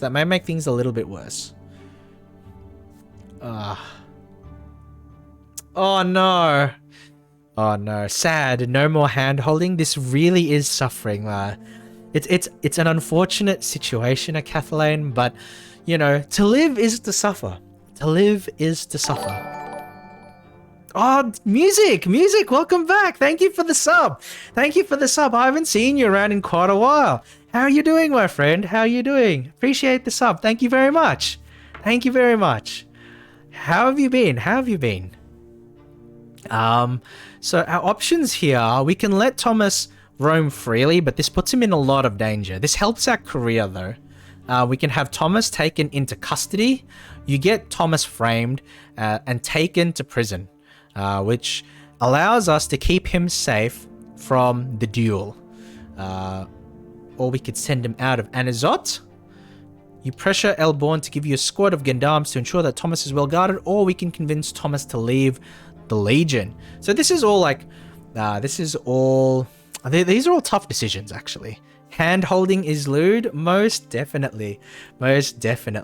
So I'm glad we're in a situation where we don't have to deal with something that explicit, right now. If we have illicit relations involving sex, that's okay, but hand holding, no, we can't have that here on this stream. We can't have that here. I've been doing well, trying to get more sleep. That's good to hear, my friend. That's really good to hear. Hopefully that's been going well, because people, in general, I do feel that in general a lot of people don't get the kind of sleep that they need, especially I'm one of them. A lot of people function on suboptimal sleeping hours, and then they build themselves into a sleep debt, and then they just try to even things up on the weekend, right? And so I feel that I don't know. I can't really lecture about this because I suffer from it too. I only get like 5 hours of sleep each night as well. For, 5-6 hours. So I can't really complain or like, preach. But I do think that, a lot of people would be healthier in the long run. They'd feel better. They'd be happier if we were able to get the kind of sleep that, we should.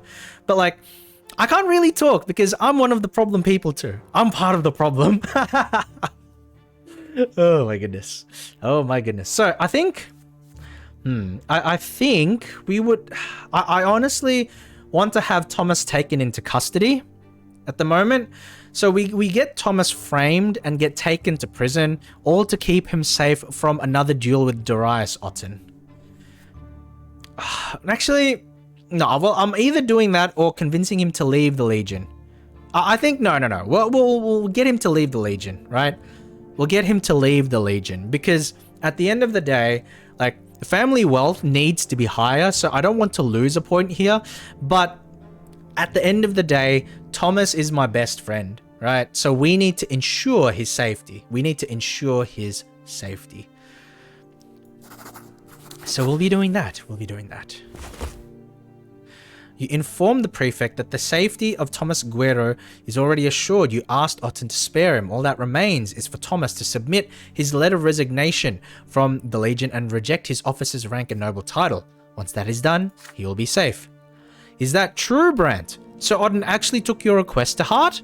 Color me amazed. I wonder what the commander would say if he knew he was aiding his own accuser. This will be a major blow to Sir Guerrero's honor, but the safety of our most crucial witness will be assured. I will leave this matter to you then. We should get back to work. Begin preparing the case at once. Back at the office, you send a note to Thomas's address. A brief request to visit you at the prefecture as soon as possible. He returns to your office that evening. You have not seen him for just one day, but he looks a decade older. It pains you to see him so downcast. But you have news. Otten is well on his way towards being punished for his crimes. You are building a case against the High Commander of Magra, and Thomas absolutely has to participate in the trial as the main witness and tell the whole truth about the lawless tyranny of the haughty Arknian. Upon hearing these words, Thomas stands tall again. You spy a wicked spark in his eyes, a glimmer familiar from the years when you were both young. My, oh my, the Brant boy next door wants to put an Arknian behind bars? Count me in, buddy. I'll bear witness, alright, and I'm gonna have myself a good rant about that high-born bastard. You ask your friend to pace himself for now. What Thomas needs right now is protection from Otten's harassment. You've struck a deal with the commander. It's crucial that Thomas accepts his deal and leave the Legion. That means his day as an officer and a nobleman will end, but his life will continue, free from Otten's endless persecution. Oh, I didn't expect being ennobled by the Mantles to be like this. My parents worked their fingers to the bone to send me to the academy, and I wanted to leave the commoner's lot behind me for good. Living a free life, fighting the good fight, defending the Empire from any threat, and this is what the Empire gives me in return. Yeah, buddy, I was so naive. Life doesn't work out that way, it turns out. Being a noble doesn't mean being free. On the contrary, every day you do nothing but bow to all the people who can't wait to order you around. I'm less free now than I ever was. I'll need a moment to pull myself together. Then I'll go to Otten and submit my letter. Just the thought of giving him my sword and leaving the uniform behind hurts so much. But at least I'll be alive. Guess it's time to remember the lowborn lot. From within your desk, you produce a hefty bag full of golden coins. You push the bag closer to Thomas. He stares back at you, uneasy, not sure about what it means. You follow up the gift with an explanation. Losing the sword and title means losing his pay, but you would never abandon your friend in his hour of need. The contents of the bag should be enough for him to get a fresh start. You don't have to do that, but thank you. Thank you, my friend. I'll never forget what you've done for me. Whatever happens, you can count on me anytime. Inspired by your support, Thomas gets up from his seat and absent-mindedly adjusts his sword. He notices this habit and chuckles sadly, then unbuckles the sword and leaves. Your friend's noble rank and title are forfeit, but he will remain safe. You are left alone in your office again. Alone with a case against the highborn Arknian who could annihilate you utterly with a single word. Oh no, we're poor. We're poor, unfortunately. Oh no. But this is actually a big event. You've been entrusted with a case against the noble and influential Archnean, the High Commander of the province. He is accused of violence against his own legionnaires.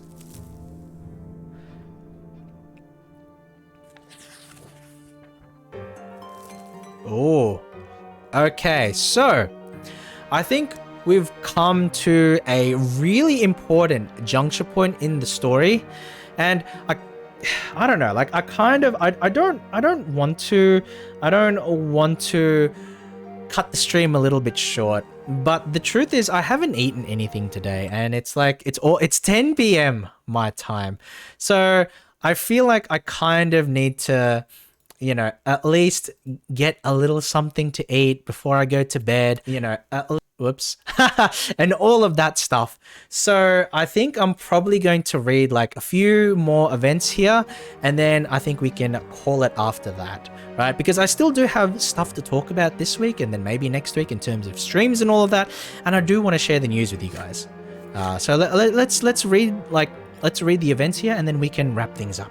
A holy day is coming, a day when the entire empire thanks the twins for the silver tree, the sign they left behind as a reminder of their eternal presence in this world. This momentous occasion is especially important for Anazot, but the clergy cannot agree on how best to celebrate it. Father Lenart has called for all worshippers of the twins to approach the temple of the silver tree and kneel before the sacred relic. But the old clergy balks at the idea of Lenart and the new believers leading the ritual. The day has come. An immense crowd is moving in a procession towards the temple near the silver tree, where Father Lenart awaits.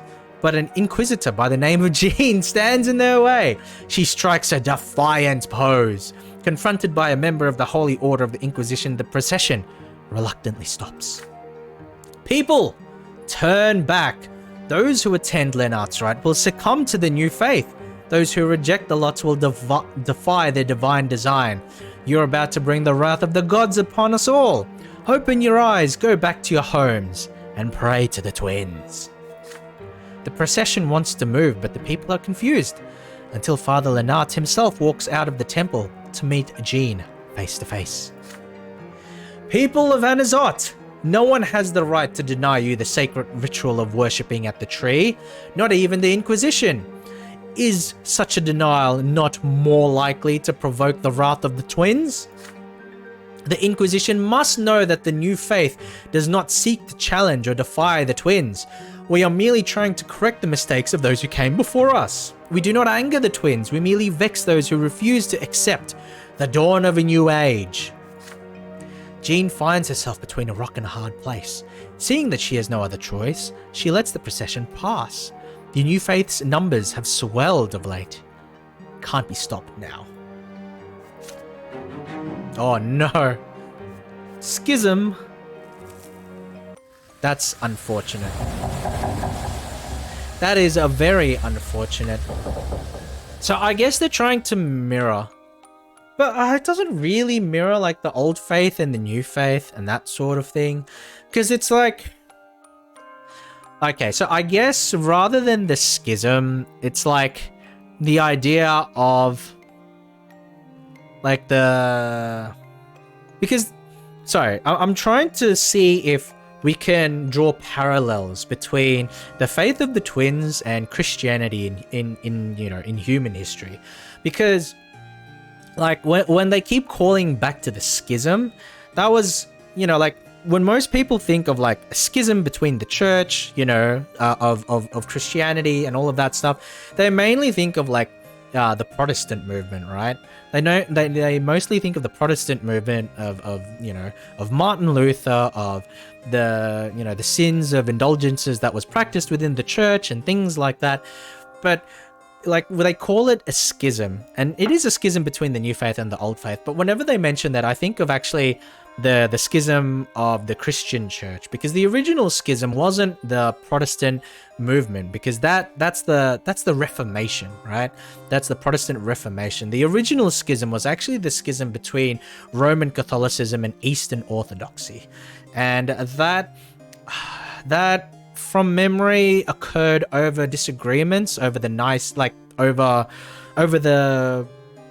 over the specifics of worship, and as well as the idea of the what is it, Cardinal Archbishop of Rome being a power unto itself, which eventually became the institution of the papacy, right? And so the idea in Eastern Orthodoxy is not to have a centralized authority. You have like the Patriarch of Constantinople, which is now modern day Istanbul, but he was seen as like the first, the first in a council of equals, and that was that's the position that the Patriarch of Constantinople has in the Eastern Church, whereas in the Catholic Church they have like a straight hierarchy with the Pope at the top, right? And there's like differences over. Obviously, it's over religion, right? But whenever the game refers to it as a schism, I can't help but think of the schism between the Eastern Orthodox Church and the Roman Catholic Church, as opposed to what I'm sure that the game developers were probably trying to hearken to, which is the Protestant Reformation, because the schism was more about the schism of the Christian church was more about differences of articles of faith and not necessarily of, abuses in society. That's more about what the Protestant Reformation is about, and that's more what this game sort of deals with, right? All right. Today is an important holiday. The Empire is celebrating the Festival of the Silver Tree, which commemorates the parting of the gift of the twin gods, the divine sapling. Sorry for just going off for like 5 minutes. Apologies. If you're new to the stream or if you haven't been watching for too long, that does tend to happen in my streams. If I have a topic that I just, if I have a topic that a game talks about that I just want to ramble off into Narnia and talk about something completely, unrelated and completely different, then I do have the habit of doing that. So apologies in advance, but that is...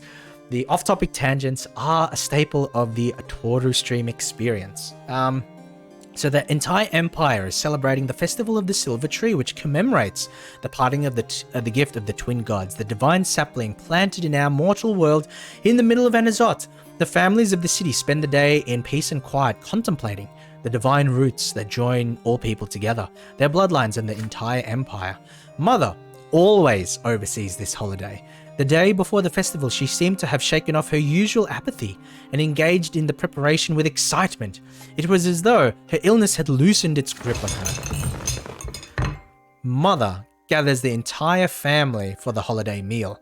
Father is in high spirits today, sharing jokes with you and Nathan. Stefan is trying to suppress an atypical agitation. So what? What does that mean? Like, atypical agitation, but he's always agitated. Is he saying like Stefan is suffering from a problem, or are they saying like Stefan is like itchy? Well, what does the game mean by this? Gloria is the last to join you at the table. She's wearing new breeches with high stockings and a yellow vest. Gloria, you're wearing men's clothes again. No, Mother, I'm wearing clothes women are forbidden to wear. Oh no. Father gives Gloria a stern look.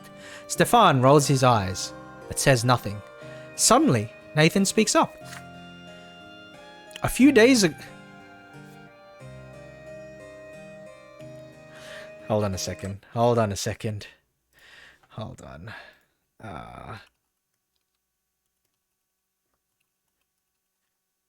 Okay.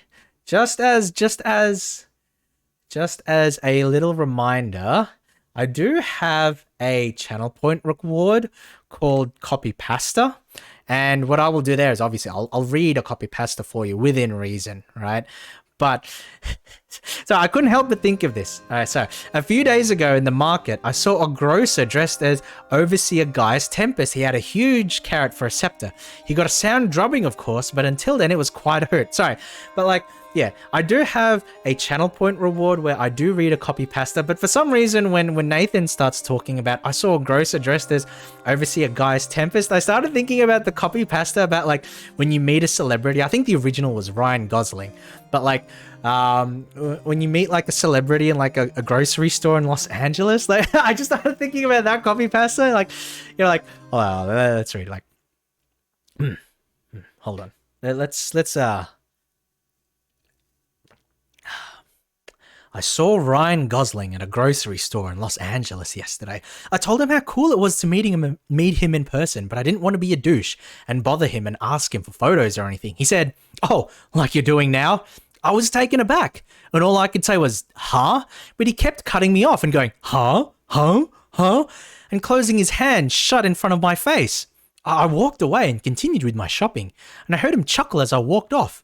When I came to pay for my stuff up front, I saw him trying to walk out the doors with like 15 Milky Ways in his hands without paying. The girl at the counter was very nice about it and very professional, and she was like, "Sir, you need to pay for those first." At first, he kept pretending to be tired and not hear her, but eventually turned back around and brought them to the counter. When she took one of the bars and started scanning it multiple times, he stopped her and told her to scan them individually to prevent any electrical interference? I don't even think that's a word. And then he turned around and winked at me. After she scanned each bar and put them in a bag and started to say the price, he kept interrupting her by yawning really, really loudly. Oh. There we go.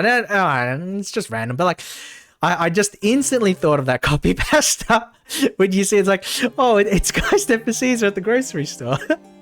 Funniest shit I've ever seen. Maybe, JP, maybe. It was quite a hoot. Nathan seems to agree with you. Nathan seems to agree. He turned in... Oh, God. Oh, God. He turned into Guy's Tempest. Funniest shit I've ever seen. Just got that. I just got that. Oh, my God. Everybody laughs at the ridiculous story. Relieved. Even Gloria has a smile in her face when she sits down. The feast commences. Your home finally feels warm for a moment. It wasn't so long ago that the four of you couldn't even reach up to this table. The first word you said, Gloria, was gimme. Nathan used to cling to my skirt all the time, almost tearing it. And Toru, you couldn't talk at all yet, but your piercing stare was so expressive, it felt as if you were talking to me. Mother looks at Stefan and suddenly grows quiet. Oh no. When I met Stefan, he was already 3 years old. He was so serious and a smooth talker to boot. I remember he had a music teacher, but he was too shy to play in front of me, so I used to listen from the next room. Oh? Stefan's face twitches. Your elder brother rises and moves to the old harpsichord. His fingers fly gracefully over the keys. A melody fills the house, melancholy and sweet. The last note lingers in the air. Then, silence falls. The family is awestruck. The words fail you all. Gloria, are you for fucking real? Who wrote that? A nobleman from the capital between drinking a glass of wine and beating a servant? Your sister's cutting remarks puts an end to the warm, cozy atmosphere. Stefan calmly turns to face her. No, it was I who composed this piece of music. It is called Mother. Oh, my goodness. Mother rises to her feet. She would have needed help to do this just recently. But now she treads unassisted towards Stefan and draws him close. Stefan puts his arms around his stepmother's waist and then detaches himself awkwardly. May the twin gods bless you, Lydia.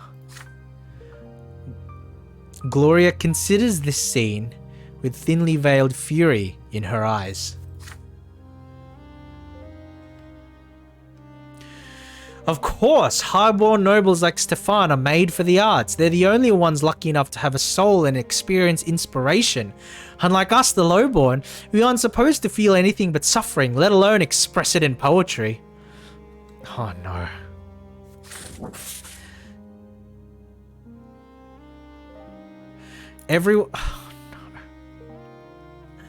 Oh no. Why? Everyone notices that Gloria is clutching pages filled with writing, her poems. Your sister casts a mournful glance at the family, and her eyes rest on you. Now, let's see what we can do here. Let Gloria read her poems. You persuade the family that Gloria has a right to read her poems. Appeal to Mother. Let Mother calm Gloria down. Interrupt Gloria. Your sister is not to indulge in versification.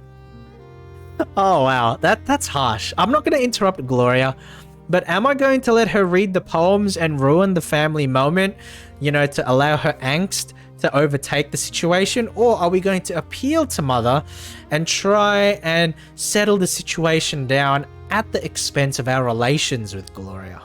Because it's like, on one hand, right? On one hand, I can 100% understand her bitterness over everything in her life.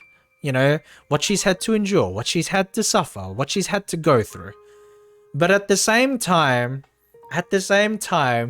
like, the game is telling you straight up that this is the first time in several years where the family is sentimental, the family is cozy, the family is loving, the family is united.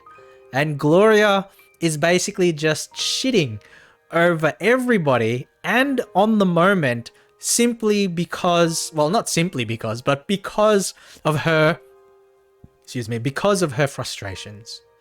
You know, so I don't know, because like Gloria does have a right to read the poems, but it's like the situation where it's a situation where discretion is the greater part of valor. And what I mean by that is that Gloria has the right to read her poems, but being intentionally divisive is not necessarily the best outcome, you know?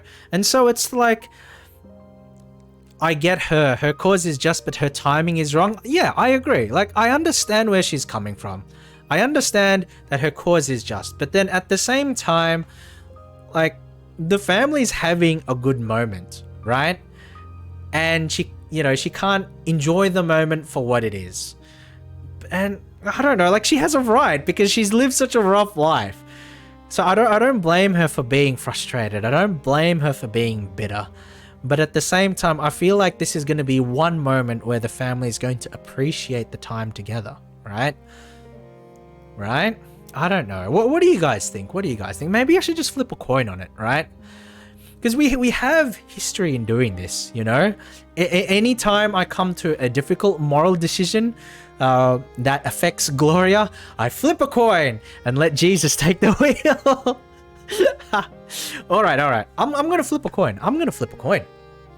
So, heads, and we let Gloria read her poems, and tails, we appeal to Mother, because I'm not gonna flat out interrupt Gloria. I don't think that's right either. But yeah, we'll either appeal to Mother to settle Gloria down, or we'll let her read the poems. Heads for poems, tails for calming down. All right, it's tails. It's tails. We're gonna appeal to Mother to calm Gloria down. There we go. So that's what we're doing. Oh, Roke, welcome. How are you today? Roke? Welcome. So we'll appeal to Mother. You walk up to Mother, take her hand in yours, and whisper in her ear. It is time for her to interfere and save the family celebration. Mother nods understandingly. Gloria, my dear child, since you were little, I taught you to care for your soul. But if I failed to convince you, please think about the family that took us in. I implore you, do not take on noble activities. Do not infringe upon the divine order. See, like, I actually disagree with this, but at the same time, like, Gloria has a very valid frustration with the injustice of the world. But at the same time, you know, it's like, at the same time, oh, wow, okay. I'm sorry, Gloria. I'm just doing what the coin told me to do. Gloria's face flushes red with fury. She clasps the pages to her chest. That's right, Mother. Since I was little. Do you think I'm not reminded of it with every breath that I take, of all the things I'm forbidden to do because I'm lowborn? My dear girl, listen to me. There is more to life than you and your aspirations. You are a member of the Brante family, and our family is a part of the greater universe. Your actions affect all of us. We are not isolated. We are being watched by the city. by the Empire, by the twin gods themselves. So So I'm not allowed to bear your name, but I still have to bear all the responsibilities that come with it? What hypocrisy! Gloria runs out of the room, outraged and tearful. The family is left dumbfounded. Finally, Stefan speaks. I see hope, Lydia, that you can still make her see reason. Your words were wise. Let us heed them ourselves. The celebration continues despite Gloria's absence. I don't like that outcome. I don't like that outcome. Okay. Okay, it's whatever though, guys. It's whatever. It's whatever. Okay. Oh! Okay, we have one... Okay, we'll do this event. Actually, I'm gonna save this event for next time. I'm gonna bait you, right? I'm gonna leave it on a cliffhanger for you guys. We had the family event. We had the big events with regards to Thomas. But if you want the rendezvous with Octavia Milanitis, you'll have to wait for tomorrow. You'll have to watch tomorrow's stream. Why are you running? Why are you running? Oh, no. We're gonna do this tomorrow, JP. I know you really want to read about the explicit and illicit hand-holding that's sure to happen. But no, if you want the raunchy action, you're gonna have to wait for tomorrow's stream. Oh my goodness. Okay. So I actually am gonna end the stream. The reason is because it's already like 10:15 and I haven't eaten dinner yet. I'm actually getting really hungry, and it's not good. I need to eat something before I go to bed, guys. Have some heart. Have some heart for poor Toru. It's not just Gloria who's had a rough time. I've had a rough time too. Come on, guys, don't be mean. All right, so we're gonna go to the other scene here. Hello. Hope everybody's going well this evening. Thank you for coming along to the stream. We got a lot done today, actually. And I definitely will be continuing tomorrow. So if you want to join in tomorrow, same time, if you want to join in for the sexy time, then you can definitely be there for that. So I will be streaming again tomorrow, same time as today, about 8 o'clock Australian Eastern Standard Time. Let's see if we can find my schedule. Okay. This is technically an old schedule, but this is also my up-to-date schedule. So I guess I'll take it. So this is going to be my schedule for the rest of this week, guys. Enjoy food. Thank you, Kathleen. Thank you. It's nice to know that someone in my chat looks out for me. But thank you. So this is going to be the schedule that I'm going to have for the rest of this week. So I don't think I even streamed Deathloop yesterday. I streamed Phoenix. I streamed Phoenix yesterday, and that was a lot of fun. I'm definitely going to be continuing that. We streamed Life and Suffering of Sir Brante today, and we will be continuing tomorrow. So we'll be continuing tomorrow for all you Kumas in chat. We'll be getting right to the action with Octavia Milanitis. And on Sunday, oh no, this schedule is wrong. This schedule is wrong. Let's try and find the correct one. Apologies, friends, because I will be streaming. Here we go. We'll be doing more. We'll be doing more no GPU gaming with some Guild Wars too, but it will be at 6 p.m. on Sunday night. 6 p.m. on Sunday night. There are some other things that go on a little bit later that I want to make some time for, like something out of my own stream that I want to make a little bit of time for, maybe spend time with some friends and that sort of thing, while it's the weekend before I have to deal with the crushing reality that is the life of a wagey, But yeah, this is going to be my streams for the rest of this week. We will be continuing with Sir Brante tomorrow, and we will be playing Guild Wars on Sunday. So, again, thank you all so much for coming. I really appreciate it. Well, when I started streaming as Toru and all of that stuff, I wasn't 100% sure about the kind of games that I wanted to stream. And a game like this, which is just a text adventure, is like, I don't know. Like, I didn't know how it would be received, or if people would enjoy the streams or pay attention, to the story and, get, taken along for the ride and that sort of thing. So I'm glad that so many of you guys, actually do enjoy the story and are in chat and all of that stuff. I really do appreciate it. It means a lot to me. So from Toru to you, thank you. Take care of yourselves, friends. And I hope to see you all around next time.